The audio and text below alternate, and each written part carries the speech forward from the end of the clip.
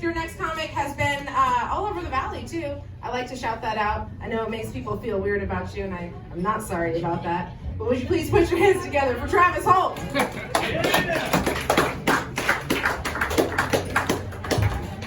Hello, boys and girls. On the way home, I'll figure out what that all over the valley thing meant. Yeah. Anyway, it's all good. It's all good. So I promise to try to tell you at least one A+ laugh out loud joke tonight, but I have to tell you guys I'm worried about my friends Ben and Ida because they're in Chicago right now.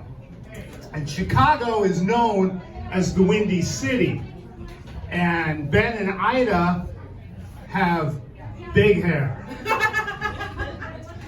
Big hair. And if you don't know Ben and Ida and you're trying to imagine them, bigger hair, okay? And I used to live in Chicago. Now, their hair is scow incompatible. Scow, sudden gust of wind, incompatible. Like, I'm worried that they're gonna get whiplash. They're gonna get a neck injury.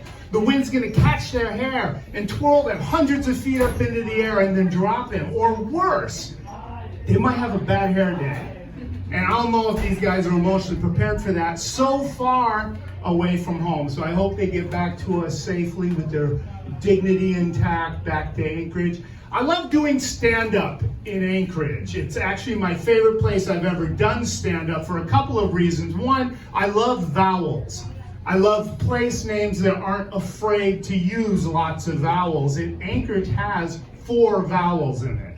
3 different ones. Like Mississippi has 4 vowels, but it's the same one over and over and over again. All right, come on, Mississippi, get your shit together, you know? This is the age of diversity. Take some of those vowels and switch them for something else, you know? I know it would be a lot better if you were a resident from Mississippi and you could say, I'm from Mississippi, right? I mean, how do you spell that? Messossusuppa. Anyway, the other reason why I like Anchorage better than any other place that I've done stand-up is because Anchorage is the only place that I've ever done stand-up. It's the only place that I've ever done stand-up. Only, except Wasilla. And let's be honest, Wasilla is like that weekend where you worked at McDonald's and you got fired because you tried so long to keep your hand in the hot oil, and you don't put it on the list, am I right? And if you're from Wasilla, I'm sorry. I'm sorry you're from Wasilla. So I'm gonna try something a little bit different tonight. I thought it might be fun if I got up here without any prepared material. I thought it might be fun if I just winged it, just made it up as I went along. I thought that might be fun. Not fun, what's the word? Horrific. So we're not gonna do that. Jesus. I wrote a joke about October, but before I tell it, I would like to tell you a little poem that I wrote about October. It's gonna be just as bad and cringy as you think it is, but way shorter, okay? Oh my God, I hate October. I hate it all over the place. I don't mind Halloween and stuff, but being sober can get in his face. Its face, their face. Fucking pronouns are hard, man. Anyway, that's based roughly on a 1970s prose by the great late Maya Angelou called Sober October is Bullshit.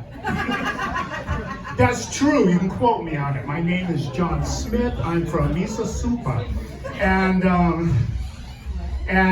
I got tricked into doing Sober October this year. I got tricked into it by that same villain that's ruining everything about life that we love.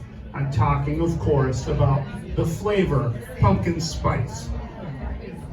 I stopped at the store on the way home, I was grabbing some hard cider, and they had pumpkin spice flavored hard cider. And in my head, I'm like, that sounds like apple pie, that sounds kind of good, I want to try that. And it was good, you guys, but here's the thing, when I was done with it, I couldn't get rid of the taste. I mean, I brushed my teeth and everything, I couldn't get rid of the taste. Finally figured out how to get rid of it. I had to, wash it down with a fifth of vodka. And the next day, my partner in crime said, hey, I'm gonna do Sober October. This was the 1st of October. And I said, I'll join you. because that seemed like the quickest way for no more talking. It really hurt. And if I make it to the end of October, and I think I will, I'm not going to feel that great about it, you guys, and I'll tell you why. When I woke up on October 1st, hungover, there was half a glass by the bed. You know, melted ice, club soda, vodka. I was like, if that sits out all night, does the alcohol all leave the glass? So I took a sip. So you guys, even if I make it all the way to the rest of the month, I only almost did sober October, just like I almost told a grade A, make you laugh out loud joke.